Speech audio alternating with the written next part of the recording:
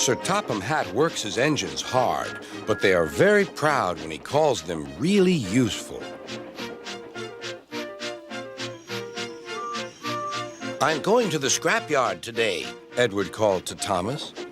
"What, already? You're not that old," replied Thomas cheekily. Thomas was only teasing.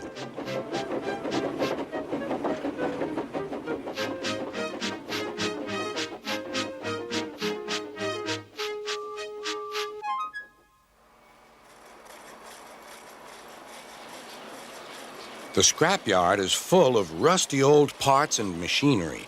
They're broken into pieces, loaded into cars, and Edward pulls them to the steelworks where they are melted down and used again.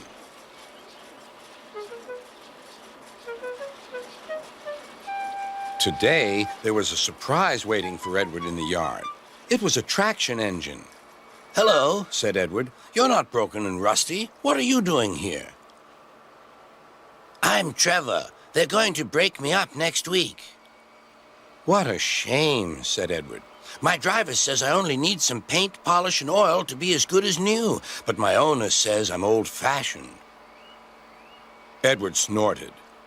"People say I'm old-fashioned, but I don't care. Sir Topham Hatt says I'm a useful engine. What work did you do?" "My owner would send us from farm to farm. We threshed corn, hauled logs, and did lots of other work. The children loved to see us." Trevor shut his eyes, remembering. "Oh, yes, I like children." Edward set off for the station. "Broken up, what a shame. Broken up, what a shame. I must help Trevor, I must." He thought of all his friends who liked engines, but strangely, none of them would have room for a traction engine at home. "It's a shame, it's a shame," he hissed. Then, beep, beep. Why didn't I think of him before? There on the platform was the very person.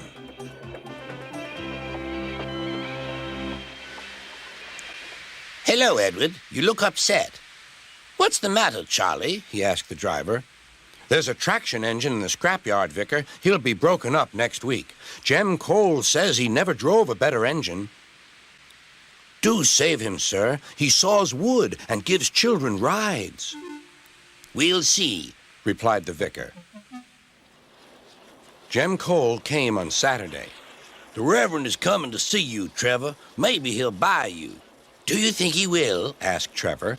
"He will when I've lit your fire and cleaned you up." The vicar and his two boys arrived that evening. Trevor hadn't felt so happy for months. He chuffered about the yard.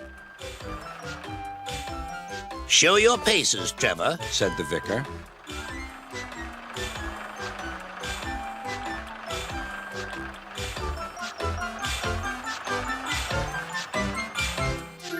Later, he came out of the office smiling.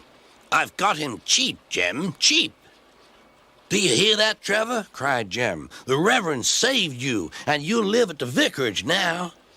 "Beep, beep," whistled Trevor. Now Trevor's home is in the vicarage orchard, and he sees Edward every day.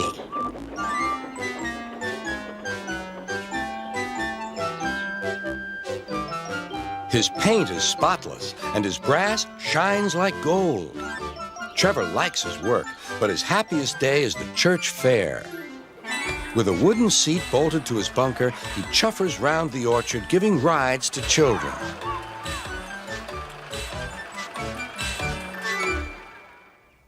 Long afterward, you'll see him shut his eyes, remembering. "I like children," he whispers happily.